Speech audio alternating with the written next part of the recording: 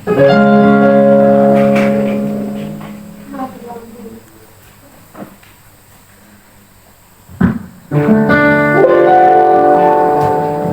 bangkit berdiri. Kita dalam kesegaran Tuhan, amin. Kita bukan dialiri dengan aliran air yang terputus-putus, tapi yang mengalir. Ketika hamba Ishak menggali sumur itu, mereka menemukan air yang berbuah-buah. Amin. Kau harus alirkan air berbuah-buah itu ke dalam tubuh. Haleluya. Pada jiwamu supaya kita selalu menyala di dalam Tuhan. Itu keputusanmu, amin. Putuskan untuk selalu terbakar di dalam Tuhan. Haleluya. Refrennya saja. Haleluya.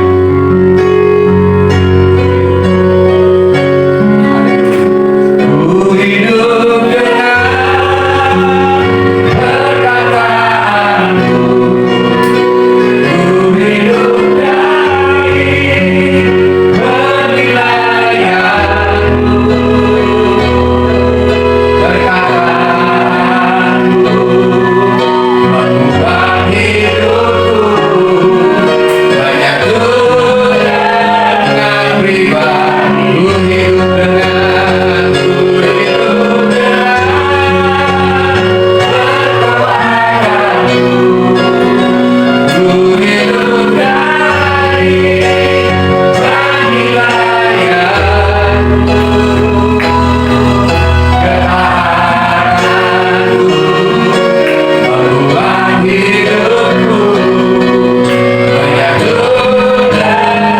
mengubah hidupku. Banyak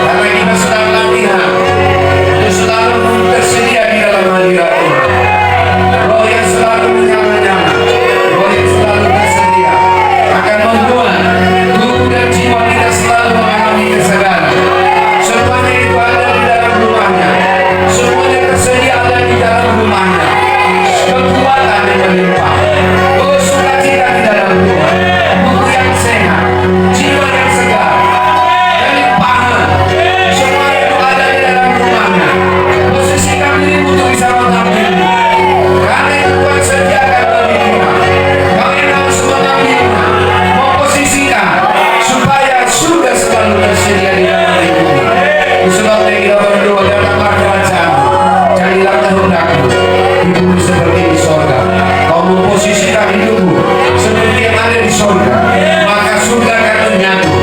Tidak ada bias di dalamnya. Selalu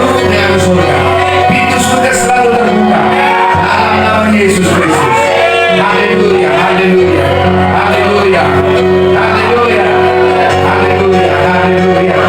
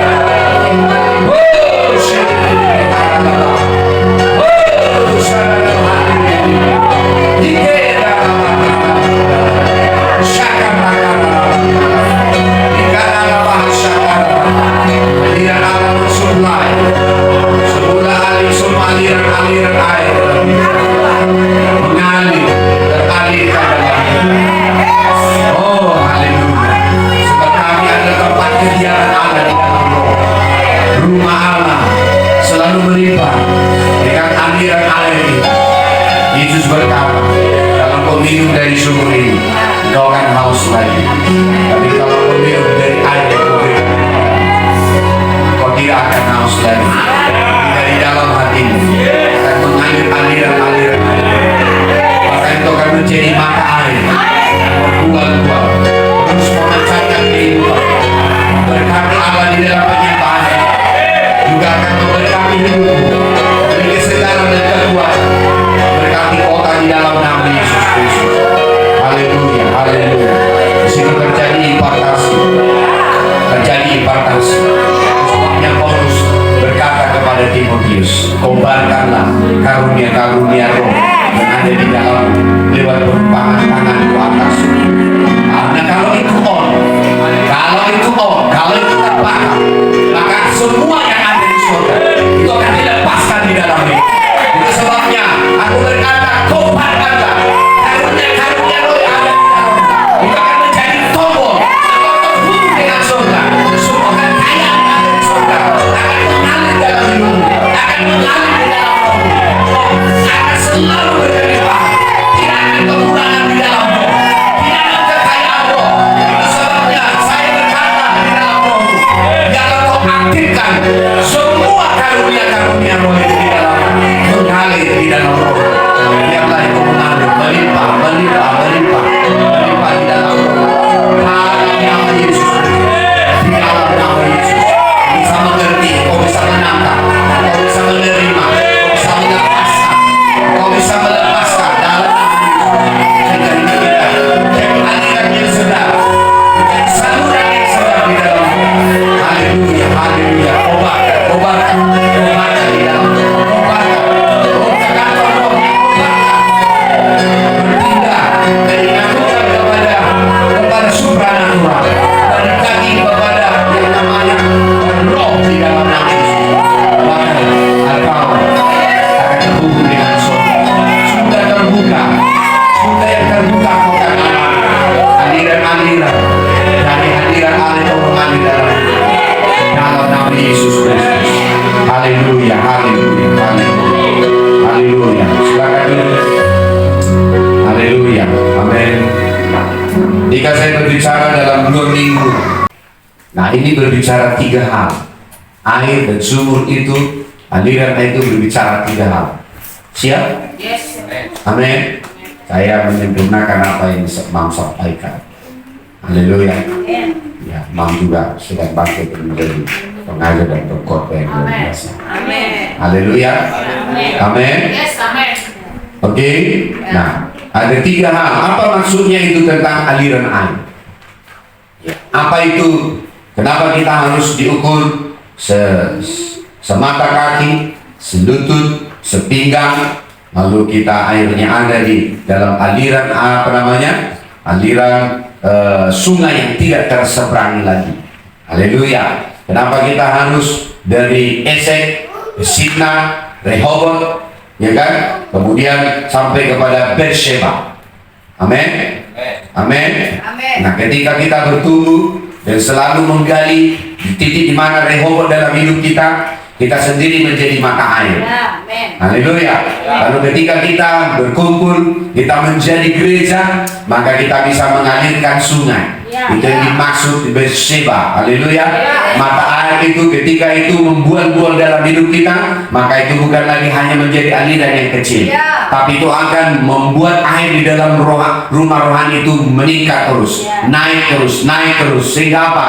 Sehingga itu akan mengalirkan aliran sungai. Kemana saja sungai itu mengalir katanya? Ya, pohon-pohon di sebelah kanan, sebelah kiri itu hijau, rimbun. Tapi bukan itu saja, tapi aliran air itu sendiri akan memberi kehidupan. Ada ikan-ikan yang hidup di sana, ada kehidupan. Kemudian dari pohon itu akan mengalirkan kehidupan. Ada dua yang dihasilkan. Yang pertama, daunnya akan menjadi obat dan menghasilkan buah untuk menjadi makanan. Haleluya. Berarti akan ada kesembuhan, akan ada kemuliaan bagi kota, tapi akan ada kehidupan yang hidup di dalam kota. Tapi itu terjadi ketika kita berfungsi menjadi Rehoboth. Haleluya. Haleluya. Amin. Amin. Berarti apa itu air itu? Air itu berbicara yang pertama adalah hadirat Tuhan. Hadirat Tuhan ini ukurannya adalah engkau harus mengerti. Hadirat Tuhan itu apa yang kau alami. Makanya Yesus berkata, kalau mempelai itu diambil daripadanya, maka saat itulah dia berpuasa. Engkau harus bisa mengukur hadirat Tuhan dalam hidupmu. Ketika engkau sudah mulai ragu dalam perjalananmu, engkau sudah tidak melihat destiny lagi, engkau sudah mulai biasa-biasa, itu berarti hadirat Tuhan dalam hidupmu sudah mulai turun. Haleluya. Engkau harus tahu ini sedang turun atau sedang naik. Kau harus bisa mengukur itu dalam hidupmu. Bagaimana engkau bisa merasakannya? Engkau mulai tidak tertarik kepada perkara-perkara rohani. Engkau mulai sibuk dengan pekerjaanmu, sehingga kau tidak lagi ada di dalam kesadaran akan Tuhan. Nah, pada waktu itulah engkau harus tahu bahwa ini harus selalu tersedia. Ya, ketika engkau menanggung beban, menanggung tekanan, kalau engkau tidak dalam hadirat Tuhan, maka engkau akan menjadi patah. Engkau akan menjadi lebur. Karena apa? Karena tidak ada ketahanan. Halo? Tapi ketika engkau ada dalam hadirat Tuhan, beban seberat apapun yang kau alami, engkau bisa menanggungnya, engkau bisa bersuka cita. Kenapa? Ada hadirat Tuhan. Nah, ini aliran air dalam hidupmu. Aliran hadirat Tuhan itu harus mengalir. Ya, ada nyanyian yang baru, ada pujian, ada penyembahan. Ya, dalam kesibukan pun kau bisa merasakan hadirat Tuhan ini. Haleluya. Ya, engkau tidak menjadi kaku sehingga kau menjadi pemarah. Tapi ini bicara tentang hadirat Tuhan. Kau harus bisa mengukur di dalam rohmu ada hadirat Tuhan. Kehadiran Tuhan itu akan membangun kesadaran bahwa Tuhan ada di dalam hidupku. Tuhan ada di dalam saya, Tuhan ada di tengah-tengah kita. Amin. Jadi itu bicara tentang aliran air. Ya, itu bicara tentang hadirat Tuhan dalam hidupmu. Bisakah kau mengukur hadirat Tuhan yang terbangun dalam hidupmu setiap hari? Kau bisa melihat, ya, sesanggup apa engkau menanggung setiap tanggung jawab dan beban. Itu kau bisa rasakan. Ketika engkau ada dalam hadirat Tuhan, maka semuanya akan dalam sukacita. Oh, ada kestabilan rohani di sana. Ya, tidak di sini kau bisa menyala-nyala. Begitu kau ada di rumahmu, bocor langsung motor keliling. Sehingga apa? Nggak ada hadirat Tuhan, kau terbawa lagi jadi marah-marah. Dengarkan baik-baik. Hadirat Tuhan itu berbicara kestabilan rohani. Tersedia air terus di dalam. Tidak ada kekeringan rohani. Haleluya. Kekeringan rohani menunjukkan hadirat Tuhan itu mulai turun dalam hidupmu. Ya. Halo. Ya. Jadi harus terukur. Nah, apa aplikasinya ketika kita bicara tentang Rehoboth? Ketika kita bicara menggali sumur, ketika kita berbicara tentang mata air yang semata kaki, selutut, ya, sepinggang, kemudian tidak terselami lagi. Itu bicara hadirat Tuhan. Ya. Kalau kau ada dalam hadirat Tuhan, nggak mungkin engkau akan membayangkan yang hal-hal yang porno. Tak mungkin. Nah, kemudian kau khawatir, engkau takut. Itu berbicara ukuran dari hadirat Tuhan itu sudah mulai minim. Nah, apa yang harus kau lakukan? Bangun rohmu. Kau harus membangun roh dan membangun manusia rohmu. Shekababradaba, Ikatakaralaba. Kau bisa menaikkan lagu rohani yang datang. Saya selalu bisa merasakan ada lagu-lagu yang datang di dalam hati saya. Ketika saya menyambarnya, ketika saya menyanyikannya, saya bisa naikkan kembali air rohani di dalam saya. Haleluya. Jadi ini harus terbangun. Ya.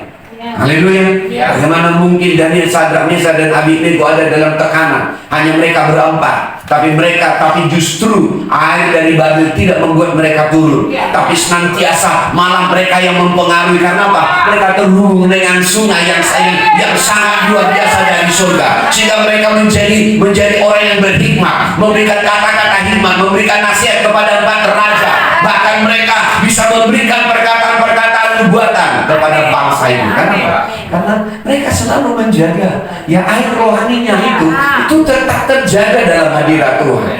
Nah, ini tanggung jawabmu. Katakan kanan kiri, ini tanggung jawabku. Ini tanggung jawabmu sendiri. Haleluya. Kau harus membangun kestabilan rohani itu. Makanya harus bangun, ya.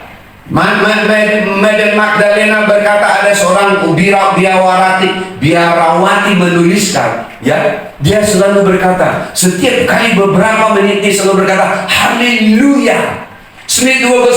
Dia setiap 15 menit dia berhenti berdoa, membaca firman Tuhan. Itu banyak cara hamba-hamba Tuhan untuk selalu membangun supaya hadirat Tuhan tidak turun dalam hidupnya. Selalu naik, selalu naik, selalu naik. Itu tugasmu. Haleluya. Kau harus bisa menemukan cara membangun hadirat Tuhan ini. Ya.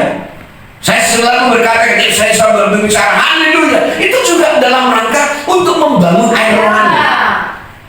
Terserah bagaimana caranya. Ya, Anda selalu berkata loko syakara, itu juga usaha dia untuk menaikkan air rohani. Tapi dengarkan baik-baik, pasti ada di dalam rohmu melalui hati nuranimu memberi sinyal. Kering, ada kekeringan. Cepat. Ya, cepat. Begitu sinyal itu datang, saya mau beritahu, ada di dalam rohmu melalui hati nuranimu akan memberitahu bahwa sudah mulai terjadi yang namanya degradasi. Interaksi kepada orang, tekanan di dalam tanggung jawab, pekerjaan yang kau kerjakan itu menguras air rohani. Ya, jangan sampai kau yang namanya dehidrasi rohani. Haleluya. Itu sebabnya apa yang harus kau lakukan? Bangun roh. Katakan haleluya. Praise the Lord. Oh haleluya. Itu tanggung jawabmu. Karena kalau kau sudah kering, maka akan susah membangun perjalanan hidup. Haleluya. Jadi ini bicara tentang hadirat Tuhan di dalam hidupmu. Air itu harus selalu mengalir. Air itu tidak boleh berhenti. Air itu tidak boleh hilang sampai dehidrasi. Tapi ini tanggung jawab. Ketika bicara tentang menggali sumur, bagaimana kau selalu membangun kesadaran akan hadirat Tuhan. Haleluya. Bahkan kau akan buat tempat di mana saja penuh dengan hadirat Tuhan. Baik di toilet, di rumah, di kamar, ya, bahkan di depan TV, tiba-tiba kau bisa matikan TV karena kau bisa merasakan hadirat Tuhan. Haleluya. Haleluya. Bahkan ketika kau menyetir, kau bisa rasakan hadirat Tuhan. Semakin engkau mengerti prinsip ini, dengarkan baik-baik, semakin kau mengerti prinsip ini, maka kau akan semakin memiliki kestabilan rohani yang tidak bisa akan digoyahkan. Inilah kehebatan hamba Tuhan Daud.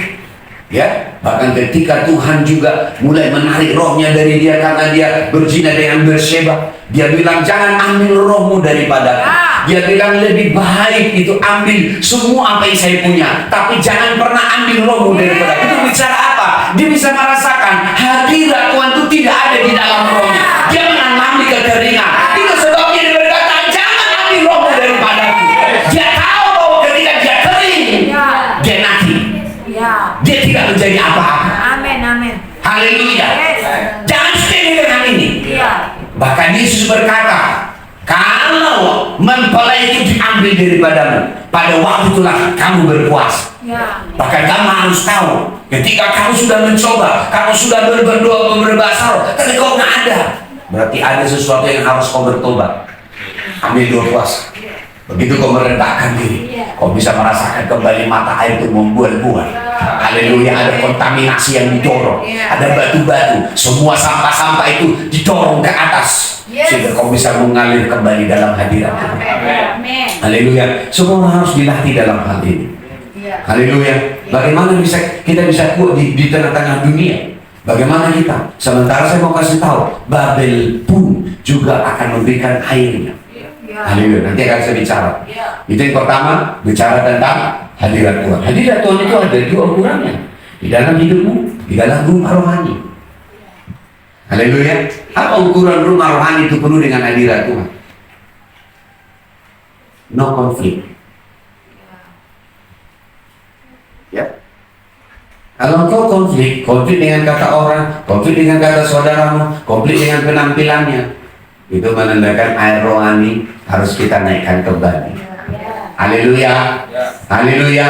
Itu sebabnya ya kita harus masing-masing mengambil bagian supaya juga hadirat Tuhan dalam rumahnya itu terbangun. Ketika kamu saat teduh, itu bukan hanya untuk dirimu, tapi kita sedang membangun satu dengan lain, kita terhubung. Haleluya, kita adalah bagian dari anggota satu tubuh. Ketika kamu membangun, yang lain membangun, maka hadirat Tuhan sehingga apa? Sehingga melimpah makanan di rumah. Hadirat Tuhan menentukan apakah kita akan sangat sangat berpuasa atau sama kelaparan di rumahnya. Hadirat Tuhan akan membuat kita melimpah. Akan dengan mudah orang terhubung. Akan dengan mudah orang terhubung dengan firman yang kita terima. Orang mudah akan bertobat. Aku tertarik dengan firman ini. Ya, tapi ketika dia datang dalam rumah, aku nggak ngerti, dia pulang. Itu menandakan kita perlu naikkan terus hadirat Tuhan dalam rumahnya. Haleluya. Ketika hadirat Tuhan ada di rumahnya, dengarkan baik-baik, maka orang yang paling lemah pun akan menjadi kuat. Orang yang paling bodoh-bodoh pun akan bangkit untuk menerima Tuhan. Haleluya. Haleluya. Haleluya. Haleluya. Ingat ketika Saul datang mengutus orang untuk menangkap Daud, ya, tiba-tiba ya mereka datang, mereka bernubuat. Kenapa? Karena Daud penuh dengan roh. Ya. Jadi orang yang datang diutus untuk menangkap Daud pun akhirnya dipenuhi dan bernubuat. Nah, ini bicara hadirat Tuhan. Haleluya. Haleluya. Ingat apa yang dilakukan oleh Elizabeth. Dia penuh dengan hadirat Tuhan. Dia datang ke rumah Maria. Dia berkata, salam, hai kau yang diberkati oleh Tuhan. Maka tiba-tiba melonjaklah. Haleluya. Melonjaklah bayi dalam kandungan. Terbalik tadi ya, kandungan Elizabeth, karena Maria memberi salam. Maria datang dalam hadirat Tuhan. Dia hanya bilang, kata-kata kita mungkin sederhana. Shalom, apa kabar? Bagaimana kabarmu Di? Bagaimana kabarmu Bi? Tapi itu merasakan kita bisa melepaskan hadirat Tuhan. Dia bisa tiba-tiba tercerahkan. Itu juga ya, kenapa saya begini? Kenapa? Hadirat Tuhan. Jadi jangan sepele. Amin. Begitu kau datang pagi-pagi, kau sudah bangun penuh dengan hadirat Tuhan, kau hanya bilang salam anak-anak. Mereka bilang salam Bu, salam Miss. Kenapa? Ada hadirat Tuhan. Jadi tugasmu, katakan tugasmu, untuk menjaga supaya kapasitas dari hadirat Tuhan dalam hidupmu harus selalu terpenuhi, harus selalu mengalir dalam hidupmu. Tidak boleh ada kekeringan rohani, tidak boleh ada dehidrasi rohani. Tapi air hadirat Tuhan itu harus selalu melimpah, harus selalu melimpah dalam hidupmu. Itu akan membangun kestabilan rohani. Amin. Haleluya. Yang kedua, ya, air rohani itu berbicara tentang kehidupan rohani. Haleluya. Hadirat Tuhan itu berbeda dengan kehidupan rohani. Ketika kamu penuh dengan hadirat Tuhan, maka akan dengan mudah bagimu untuk menemukan titik terobosan untuk kau bisa melakukan firman Tuhan. Sebelumnya hal itu sulit bagimu, tapi sekarang akan menjadi mudah. Sehingga apa? Itu akan membangun karakter. Itu akan membangun kehidupan ilahi. Sifat-sifat dasar ilahi dalam hidup kita itu akan menjadi aliran air yang besar. Haleluya. Jadi kehidupan rohanimu akan berubah. Ya, kehidupan rohani ini akan membangun karakter, menjadi kebiasaan, kehidupan yang berkelanjutan di dalam hidupmu. Tampilannya akan kelihatan. Salah satunya adalah dengan hati yang lemah lembut. Itu akan menjadi kehidupan rohani bagimu. antusias, Ya. suka mendengar, haleluya, sabar, haleluya, amin, hidup dalam iman. Itu semua kehidupan rohani akan terbentuk dalam hidup kita. Amin. Ya, dan ini juga adalah ukurannya adalah aliran air. Ya. Haleluya, Yes. haleluya. Ya. Jadi ini harus terbangun. Tidak bisa menjadi hal yang biasa-biasa. Baik. Kita baca 1 Yohanes 2 ayat 24, 1, 2, 3 ya. Dan kamu, apa yang telah kamu dengar dari mulanya, itu harus tetap tinggal di dalam kamu. Jika apa yang telah kamu dengar dari mulanya tetap tinggal di dalam kamu, maka kamu akan tetap tinggal di dalam Anak dan di dalam Bapa. Ini bicara tentang doktrin. Haleluya. Makanya di dalam Kisah Rasul 2 mereka berkumpul untuk mendengar pengajaran rasul-rasul. Nah, artinya apa yang kau dengar itu kan menjadi doktrin, itu kan menjadi pengajaran. Haleluya, haleluya. Jadi berbicara tentang aliran air itu juga berbicara tentang doktrin. Kenapa kita mendengar firman Tuhan? Kenapa kita mendengarkan khotbah? Kenapa Bapak rohani mau mengajar? Itu membangun doktrin. Semakin terbangun doktrin yang sehat, akan menghasilkan pola pikir yang sehat. Ketika pola pikir yang sehat terbangun, maka akan terbangun kehidupan yang sehat. Ya. Kehidupan yang sehat itu juga akan menerima juga pikiran yang sehat. Haleluya, tubuh yang sehat, roh yang sehat. Haleluya. Makanya apa yang kau terima, ini bicara apa? Doktrin.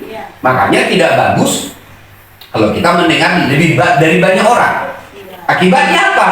Kita hanya terjadi percampuran. Biarkan, izinkan bapakmu mengajarmu. Doktrin yang diajarkan adalah itu doktrin yang sehat.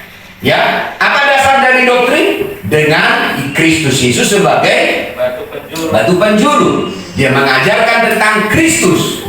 Apa yang kamu dengar, itu akan membentuk pola pikir.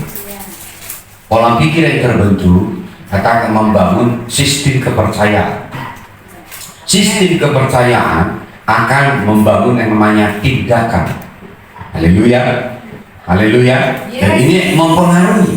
Makanya kita bisa melihat kenapa ada satu kelompok masyarakat yang rusak, karena ada doktrin yang masuk kepada mereka, ada aliran air yang lain. Haleluya, amin. Ya, kenapa si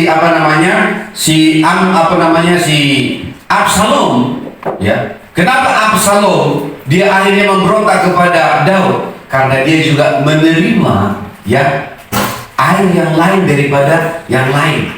Ya, jadi semua ini terjadi bukan karena tiba-tiba datang, karena ada yang kau izinkan memberikan kepadamu pola pikir. Ya.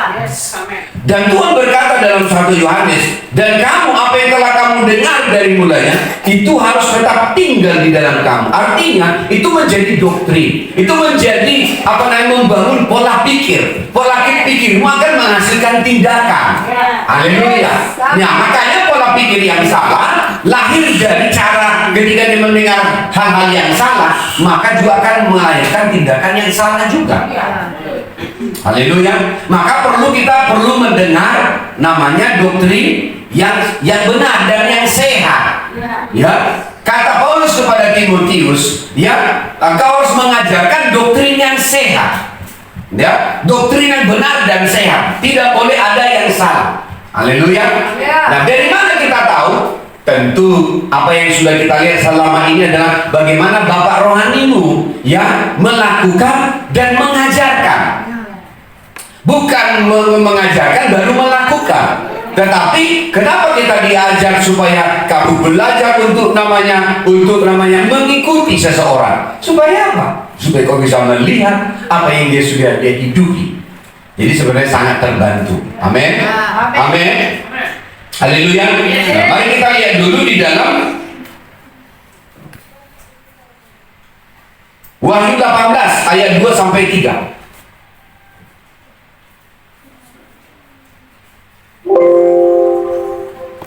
Wahyu 18. Coba ini. Haleluya. Ya. Mari kita baca 1, 2, 3 ya. Dan ia berseru dengan suara yang kuat katanya, sudah rubuh Babel, kota besar itu. Dan ia telah menjadi tempat kediaman roh-roh jahat, dan tempat bersembunyi semua roh najis, dan tempat bersembunyi segala burung yang najis dan yang dibenci. Karena semua bangsa telah minum dari anggur hawa nafsu cabulnya, dan raja-raja di bumi telah berbuat cabul dengan dia, dan pedagang-pedagang di bumi telah menjadi kaya oleh kelimpahan hawa nafsunya. Haleluya. Amin. Itu sebabnya kita harus belajar untuk melihat doktrin yang benar dan sehat dari rumah. Ya, amin. Haleluya. Kalau engkau tidak menerima doktrin yang benar dan sehat dalam rumah, maka dengarkan baik-baik. Dunia itu sudah menyediakan doktrinnya, Ya. yaitu yang namanya sungai dari Babel. Ya. Doktrin Babel. Haleluya. Doktrin Babel ini akan mengubah sifat dasarmu. Ya. Sehingga orang yang mungkin sebelumnya ada di gereja dididik, tapi begitu di dunia pekerjaan mulai berubah sifat dasarnya. Sudah mulai berkata, aku nggak sempat lagi beribadah. Kenapa? Sibuk dikasih bos pekerjaan. Yang sebelumnya dia beribadah, sekarang dia mulai menganggap itu tidak beribadah. Kenapa? Dia sudah minum dari doktrin Babel. Apa doktrin Babel? Uang.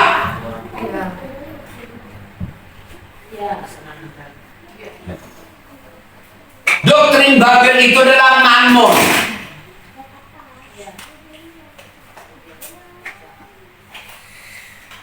Lihat hari-hari ini pemimpin dunia, penguasa-penguasa dunia, semua ukurannya adalah uang. Tapi saya mau kasih tahu, justru nilai uang semakin merosot. Ya. Karena akan datang waktunya, uang itu tidak bisa dipakai lagi. Ya. Tapi orang yang mau membangun dengan sistem ekonomi surga harus benar. Makanya sistem ekonomi yang dibagikan oleh Papa Jonathan Dewi selama 3 minggu terakhir, bagaimana kita membangun sistem ekonomi surga. Sistem ekonomi surga yaitu dengan bagaimana kita terhubung dengan yang disebut namanya rumah perbendaharaan. Ya. Ya. Haleluya. Ya.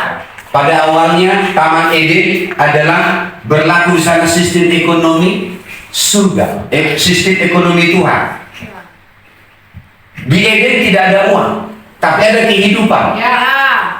Haleluya. Ya. Tapi setelah manusia jatuh ke dalam dosa, akhirnya manusia terhubung dengan sistem ekonomi dunia yang sekarang disebut dengan Babel. Apa itu? Ya, yaitu nilainya adalah uang. Nah, saya terangkan sedikit tentang bagaimana sistem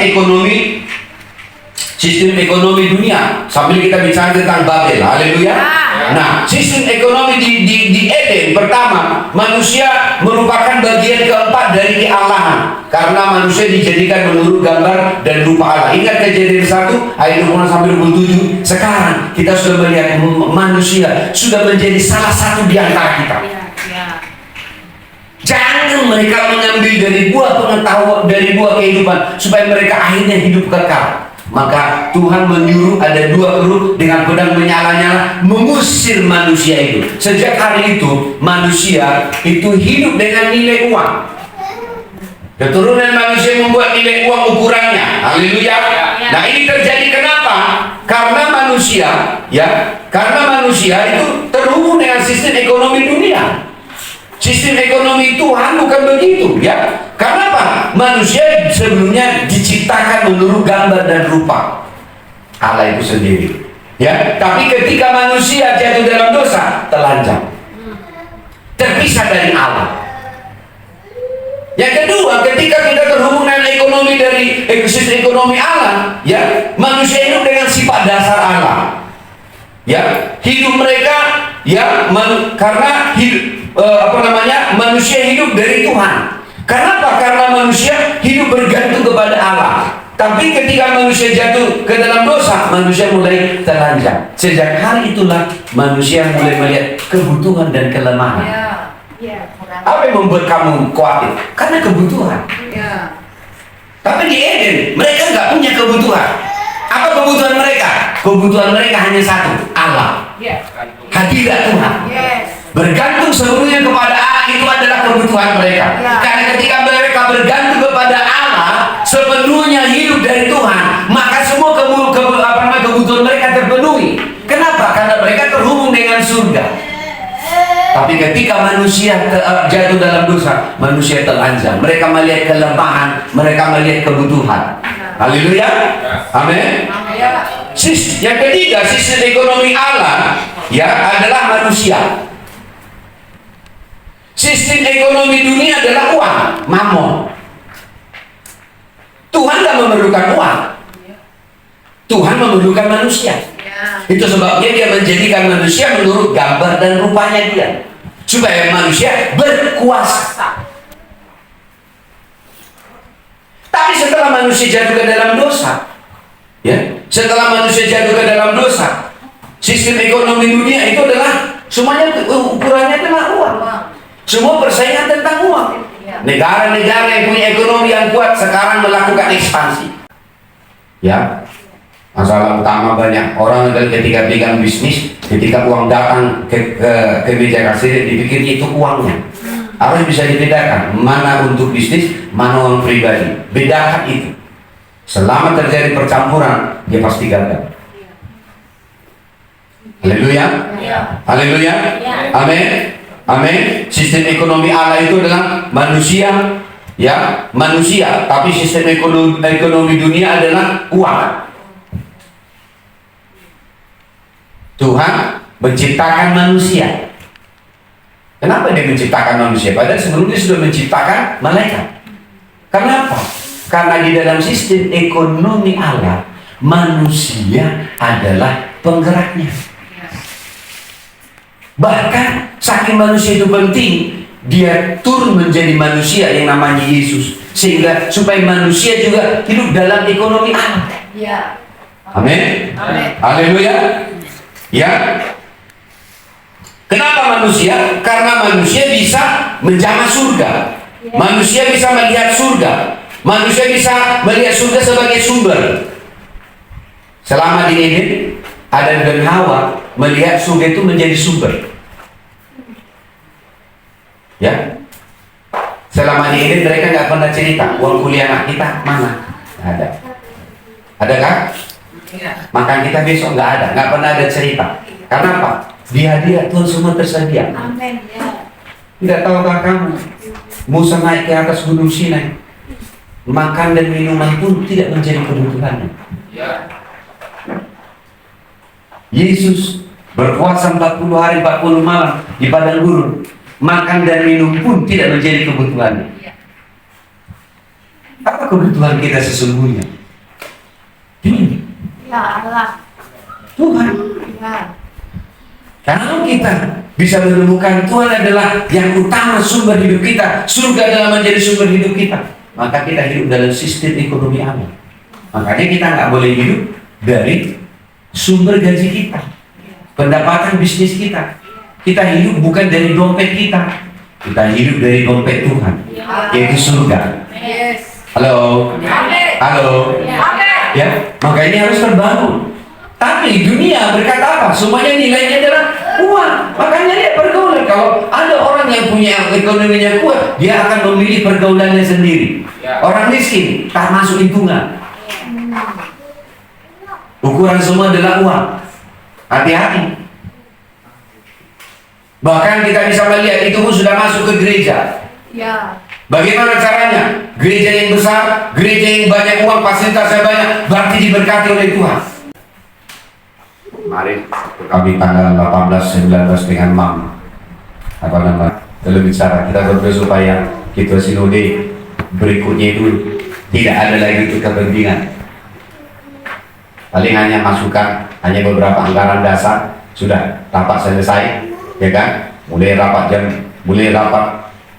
tanggal 18, mulai dari jam 8 sampai jam 9, kemudian mulai besoknya jam 8 sampai jam 12 selesai. Keputusan rapat sudah selesai. SK pendeta dikirim semua.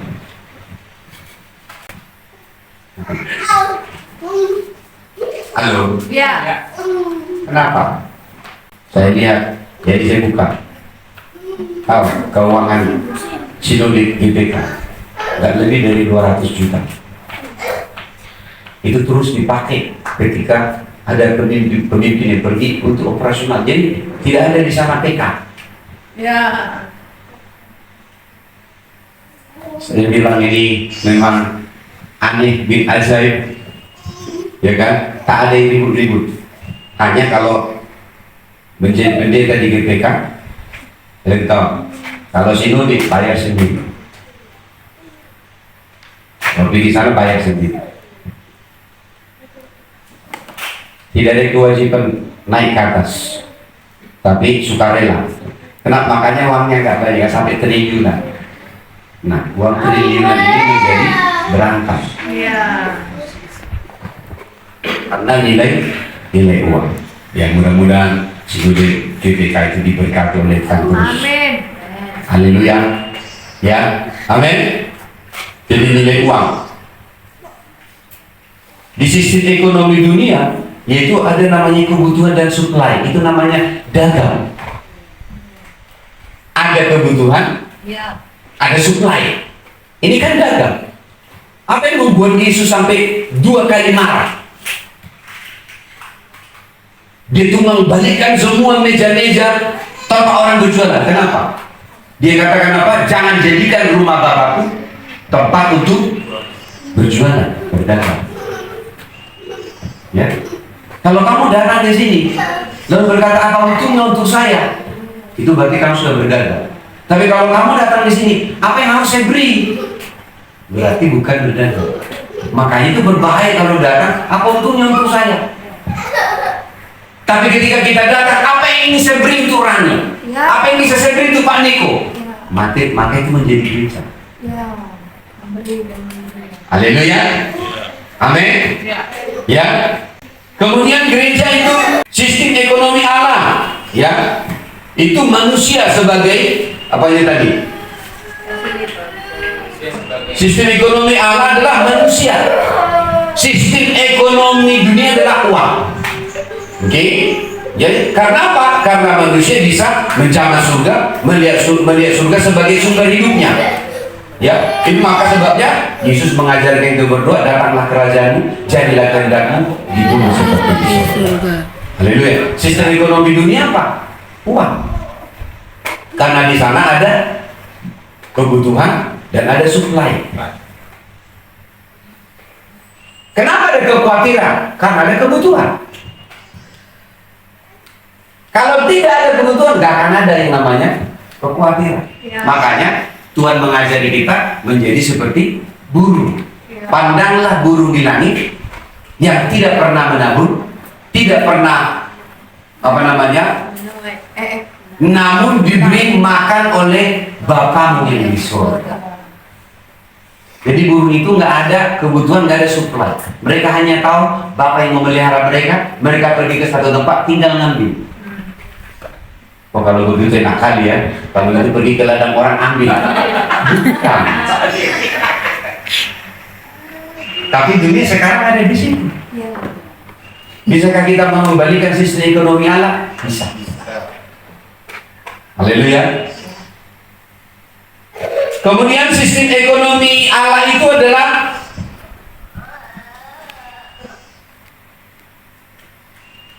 bagaimana kita hidup. Seperti yang diajarkan kemarin itu adalah storehouse. Nanti kita akan bahas ini, tapi saya tidak bahas sekarang. Storehouse adalah sistem ekonomi Allah. Tujuannya untuk apa? Bukan soal perpuluhan dan persembahan khusus diberi atau tidak. Tapi ini soal sifat dasar Allah, pikiran Allah, dan bagaimana cara Allah beroperasi. Ketika kamu terhubung dengan storehouse, maka kita nggak bergantung lagi kepada uang, tapi kita bergantung kepada Allah. Kenapa seseorang susah untuk terhubung dengan storehouse, memberikan apa yang harus diberikannya? Karena dia hidup dengan kebutuhan dan hidup dengan supply, ada di dalam kekhawatiran. Kalau dia mengerti tentang sifat dasar Allah, kalau dia mengerti tentang pikiran Allah, kalau dia mengerti tentang bagaimana cara Allah bekerja, dia nggak akan susah memberikan apa yang harus menjadi milik Allah. Yes, amen. Jadi storehouse itu adalah supaya kita kembali kepada sistem ekonomi Allah. Iya. Saya singgung sedikit karena sudah 3 minggu supaya ada follow up sedikit. Ya, dengarkan ulang kembali, baca catatan, jangan sampai itu hanya berlalu saja. Di minggu kedua kemarin diajarkan tentang memberi perpuluhan. Ya, ini harus dilihat. Sistem ekonomi dunia yaitu uang akan membuat manusianya menjadi cinta uang, menjadi hamba uang, sehingga hidup dalam kekhawatiran, ketakutan, ketamakan, mencintai diri sendiri, tidak bergantung kepada Allah, tapi bergantung kepada uang. Ya, itu tujuannya. Sehingga apa? Semua ukurannya adalah uang.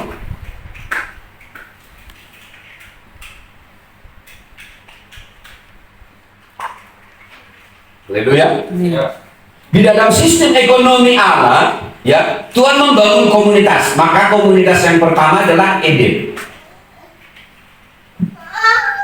Tuhan mempraktekkan sistem ekonomi Allah itu, ya, untuk menyatakan sifat dasar, pikiran dan pola kerja Allah di Taman Eden bersama dengan manusia, sehingga tidak ada konflik. Selama Adam dan Hawa tinggal di Eden bersama dengan Allah, tidak ada konflik. Tapi sejak manusia jatuh ke dalam dosa, maka kita mulai lihat koloni yang pertama dibangun oleh siapa? Oleh Nimrod. Apa yang dibangun? Membangun Babel.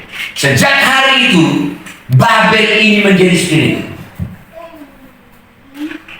karena dia mengumpulkan orang-orang untuk apa? Dan dia berkata, mari kita bangun menara sampai ke langit. Supaya apa? Supaya kita berjumpa dengan Tuhan. Sekarang kita lihat dunia berlomba-lomba untuk justru menyanyi Tuhan. Iya. Hampir semua teknologi justru menyangkal Tuhan itu tidak ada.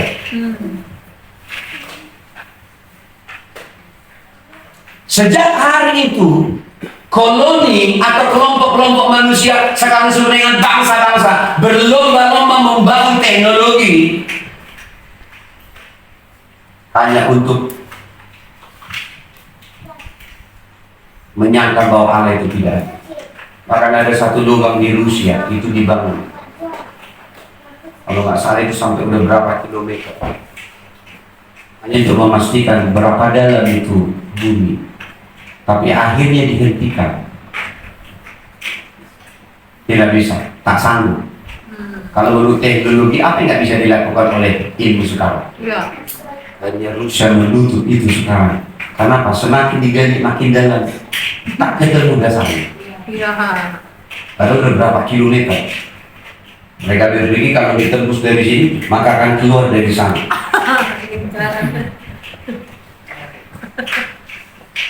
Maka ketika beberapa kali mereka menggali, katanya hampir 1000 kali itu panas.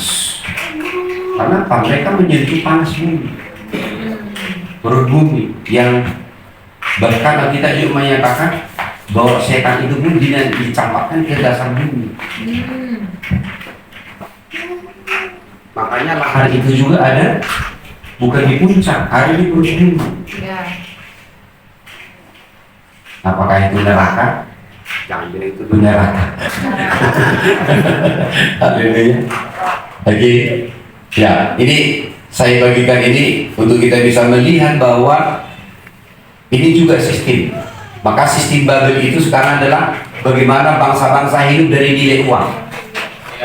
Haleluya. Hidup dari nilai uang.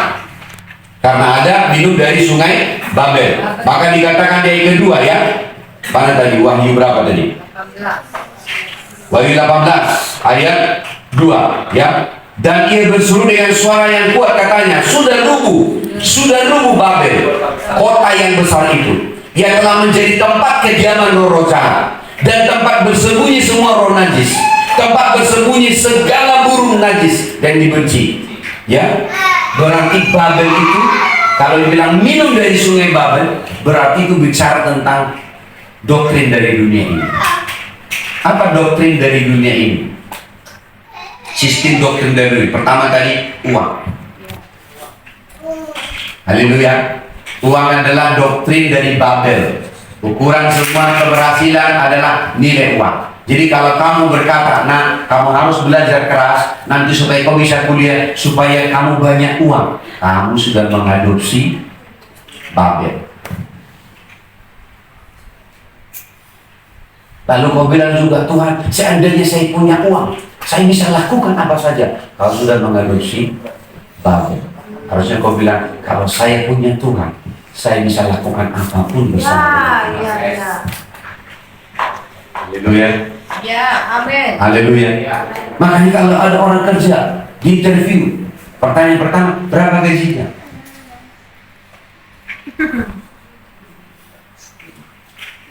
Ukurannya adalah Uang. uang.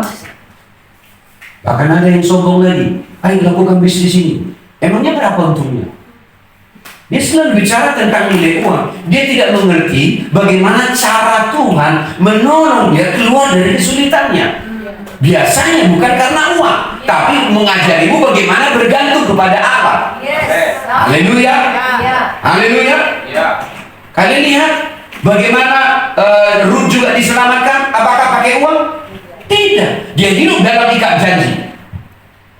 Naomi membawanya ke Israel kembali, ke Betel, ke apa namanya, rumah roti apa namanya itu, Bethlehem. Karena dari situ mereka berasal. Elimelek membawa dua anaknya keluar dari situ, termasuk Naomi. Ketika dia kembali, apakah nilai uang ada? Tidak. Mereka hidup dalam ikat janji. Dia bilang apa? Naomi bilang, pergi ke sana, itu punya Boas. Lelis. Gak ada nilai uang, tapi mereka bisa hidup.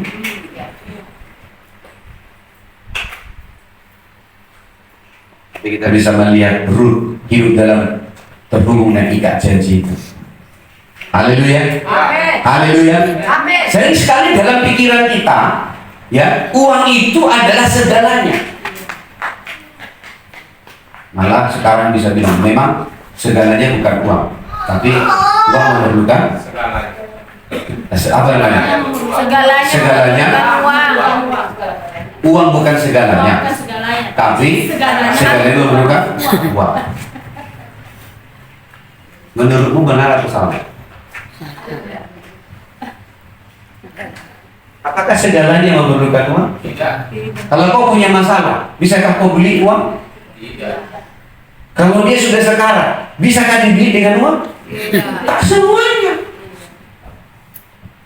Makanya hati-hati. Itu salah satu doktrin Babel.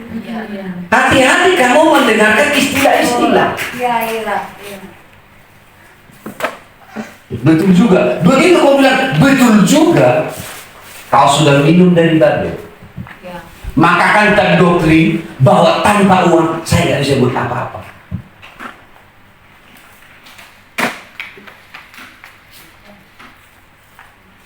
Orang bapak orang kaya, dia kasih semua karena dia kaya, anak satu-satunya lagi dikasih semua gadget yang terbaru, selalu ganti-ganti. Tiba-tiba bapaknya pergi keluar kota, tiba-tiba anaknya pembantunya telepon, anakmu masuk rumah sakit. Dia datang dari luar kota. Lalu dokter bilang, itu otak anak bapak itu lumpuh, makin mengecil. Kita kasih yang terbaik. 3 hari kemudian mati. Bapaknya bilang, dia bawa uang 1 koper. Dokter, ini uang. Lakukan apa saja supaya anak saya hidup. Bisa tidak? Halo? Tidak. Damai sejahtera bisa dibeli dengan uang? Tidak. Ada di apotek nggak? Tak ada. Yaitu doktrin salah. Amin. Haleluya. Halo. Tapi kita harus bilang segalanya memerlukan Tuhan. Betul. Tuhan adalah segalanya bagi saya. Itu sistem ekonomi apa? Selama kamu ada dalam doktrin Babel, maka kita akan selalu bermasalah dengan menerima firman.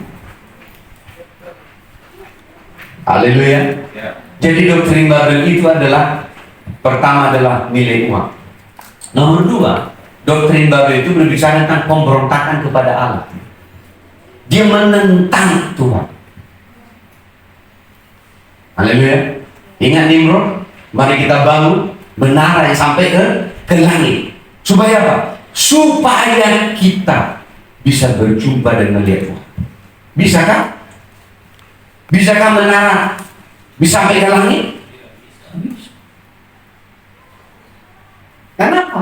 Tuhan itu tidak bisa dijangkau dengan pikiran manusia. Ya. Jadi Babel itu selalu berbicara pemberontakan kepada Allah. Nah ingat, Daniel, Sadrak, Mesak dan Abednego diambil dari Yerusalem.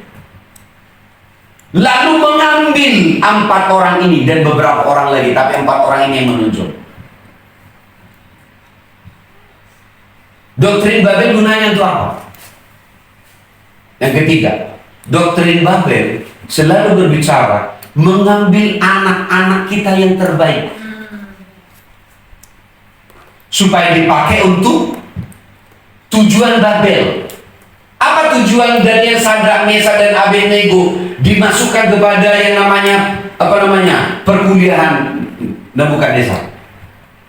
Supaya mereka ketika lulus disiapkan untuk membantu Nebukadnezar untuk tujuan Babel. Apa tujuan Babel? Ekspansi. Menunjukkan bahwa mereka adalah negara bangsa yang besar. Maka untuk itu akhirnya Tuhan menghukum Nebukadnezar 7 tahun dia seperti orang gila. Karena ketika dia naik ke atas soto rumahnya, dilihatnya inilah kerajaan Nebukadnezar yang besar itu. Pum, surga langsung ngomong sama Daniel. Dia bilang 7 tahun kau akan menjadi gila, makanan kau akan menjadi rugi. Tapi kalau Tuhan sudah sembuh, maka Tuhan akan melihat alam semesta langit. Begitu Nebukadnezar diasingkan selama 7 tahun, saking gilanya dia tidak makan nasi tapi makan rumput. Ada di Alkitabnya, baca. Tiba-tiba setelah 7 tahun dia sadar, lalu dia bilang, mengakui Allahnya Daniel, Allah yang maha tinggi, dialah Tuhan. Ya, amin. Karena dia menyombongkan diri kepada Tuhan dan berkata, ini semua kerajaan ini gara-gara saya. Dia tidak tahu Tuhan yang mengizinkan dia menjadi bangsa yang besar. Maka itu pemberontakan. Ketika Yerusalem itu dihancurkan, diambil anak-anak muda, darah biru, lalu berusaha untuk mengambil yang terbaik. Tujuannya apa? Mengajari bahasa Kasdi, pelajaran Kasdi, cara makan juga diajari. Supaya apa? Daniel, Sadrak, Mesak dan Abednego hidup untuk Nebukadnezar untuk Babel. Apakah mereka hidup untuk Babel? Tidak. Malah Nebukadnezar bilang, siapa yang akan saya pilih untuk menjadi bupati-bupati? Dia sodorkan pertama kepada Daniel. Itu bukan untuk saya, tapi serahkanlah kepada saudara-saudara saya, Sadrak, Mesak dan Abednego. Akhirnya Daniel menjadi penasihat. Tapi siapa yang lebih tinggi? Saya bertanya, apakah mereka dikuasai sistem Babel? No, walaupun mereka tinggal di Babel, Babel tidak menguasai mereka. Kenapa? Karena Daniel, Sadrak, Mesak dan Abednego tidak minum dari Babel. Dan mana kita tahu? Ketika semua diwajibkan bahwa mereka makan dari pelaburan raja, ya, minum dari anggur yang diminum oleh raja. Daniel menolak dan saudara-saudaranya. Ariok datang. Kau tahu? Kalau nanti raja dapati kalian itu lebih kurus, maka saya akan dipenggal. Saya tidak bertanggung jawab kepada tugas. Kata Daniel bilang, mari kita uji selama 10 hari. Jangan kasih kami pelaburan raja, kasih kami buah dan sayur dan air putih. 10 hari diuji. Alkitab menyatakan perawakan mereka lebih bersih, perawakan mereka lebih sehat. Bahkan mereka, Aryo menemukan mereka 10 kali lebih pintar dan berhikmat dari ahli nujum dan ahli jampi dari Nebukadnezar. Kenapa? Karena mereka tidak minum dari Babel, tidak makan dari Babel. Doktrin Babel. Daniel menjadi orang-orang hebat. Nah, hari-hari ke depan, bagaimana kita mengutus anak-anak ke marketplace? Bukan supaya mereka bulan-bulanan di marketplace. Kenapa kami keras mendidik kita di sini? Bangun rohmu, bangun rohmu. Kamu harus menggali. Karena di luar sana Itu bukan tempat yang nyaman untuk kamu santai. Di luar sana tempat pertempuran. Haleluya. Maka dilatih kan? Dilatih dalam rumah. Ya. Kami sedang membangun karakter untuk di luar. Mereka mulai nyaman.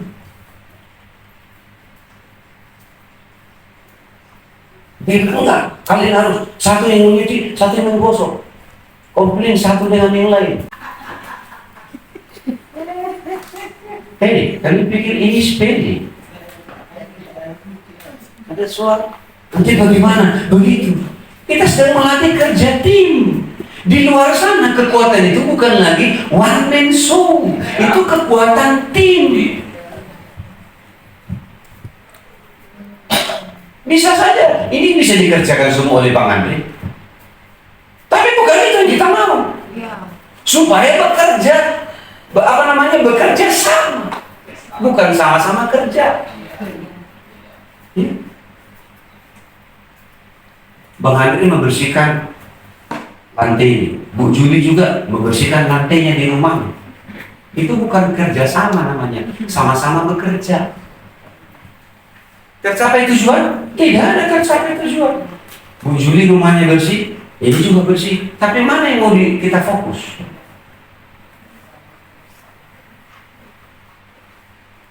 Ini bukan soal aku nggak suka. Ini bukan soal aku nggak bisa. Nggak seperti cara aku menyuci. Ini nggak soal kok jelek gosokannya. Ini soal ayo. Bagaimana kita membangun itu menjadi satu kekuatan tim. Selama kamu susah bekerja sama di dunia, kamu kan jadi bulan-bulanan. Kita punya presiden saja yang dahulu musuhnya bisa sekarang menyeberang ke tempat dia. Itu kemampuan. Kau nggak bisa terus berjalan lalu kau punya musuhannya. Tapi bagaimana kau punya kemampuan memberikan pengertian kepada orang-orang berseberangan kepadamu, lalu hanya berdiri di sampingmu, bekerja bersamamu, lalu kau menyelesaikan lebih banyak. Amin. Jadi kalau kau mencari orang yang nyaman, aku paling nyaman bicara dengan dia. Kenapa? Nggak ditegur sih. Kalaupun aku lakukan dosa, dia paling ketawa. Hahaha, bagus, nyaman. Kau nggak suka dengan orang yang menegurmu, menasehatimu. Begitu kau dinasehati, muka yang seperti bidadari, langsung bulan dari.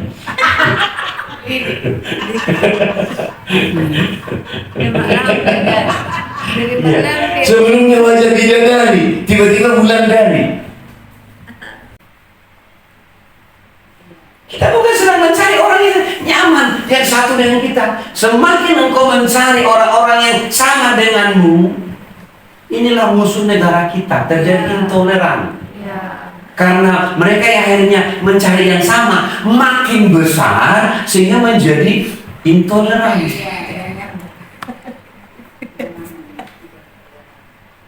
Sama dengan orang Batak, sudah terjadi kumpul orang Batak, mereka juga suka-suka. Tapi ketika mereka masih satu, makanya kan seperti tor-tor Batak kan. Pertama-tama tung tung tung, kemudian dia cari temannya tung tung, terakhir dia cari tung gitu. Ya kan, satu orang Batak, ya kan, dia ngopi. Ketemu orang Batak dua, main catur. Ketemu di balik, marmitu. Sehingga tempat marmitu seakan-akan semua orang Batak di situ, besar-besar suaranya. Ya. Bukan hanya lagi main catur, bergitar, semua pakai karaoke, keyboard di situ. Tengah malam mereka seperti penguasa. Kemarin deh. Ya bukan hanya orang Batak tuh banyak. Semua Batak semua di situ. Halo. Halo. Ya kita sedang membangun tim. Latih dirimu. Tujuan kami melatih. Amin. Amin. Makanya semalam kami utus ada 2 orang tim kami datang di sini. Walaupun ditanya, jadinya nanti malam Pak. Maksudnya tidur di sini untuk pemerintah. Terus ditanya-tanya. Pertanyaan kalau boleh nggak jadi. Saya putuskan jadi. Itu bagian dari pelatihan. Amin. Haleluya. Halo. Jadi dengan khotbah langsung. Ya kan? Dia berusaha masih buka matanya. Gitu dia masih saya hargai. Ada usaha mau berdiri di belakang. Itu masih berarti dia berusaha. Dia tidak ditaklukkan oleh karena keadaannya. Amin. Haleluya. Haleluya. Ini berbicara tentang doktrin. Ya, jadi doktrin Babel itu berbicara tentang bagaimana dunia mengambil yang terbaik dari dirimu untuk mengabdi kepada dunia. Maka kita tidak boleh membawa anak kita ke Babel. Kita harus membawa anak kita ke rumah Tuhan. Ya. Haleluya. Haleluya. Karena tujuan dari Babel adalah memperbudak kita supaya kita hidup menurut Babel. Makanya raja-raja berkumpul, penguasa-penguasa berkumpul. Karena apa? Ada penarinya, money, mamon. Kalau ada uang, semua orang bisa berkumpul. Ya. Maka lihat aja kalau ada BNT. Yang tak kenal tuh. BNT, kantor pos langsung penuh. Keruyuk. Kalau ada uang. Halo? Ya. Tapi kata, pemeriksaan kesehatan. Nggak ada orang mau datang. Ketahuan penyakit. Karena uang. Tapi kita tidak di sini, amin. Ya. Kita tidak berkumpul sih karena uang. Yes. Malah kita menyate uang di sini. Haleluya. Ya. Selama masih ada uang di hatimu, langsung disate. Bukan orangnya. Ya. Spiritnya. Spiritnya disate. Ya. Karena itu bukan spirit dari sistem ekonomi Tuhan. Ya. Itu sistem ekonomi dari dunia. Yes. Haleluya. Semalam kami berdoa di sini. Saya ajak anak-anak untuk tumpang tangan ke gunung kita di sebelah sana.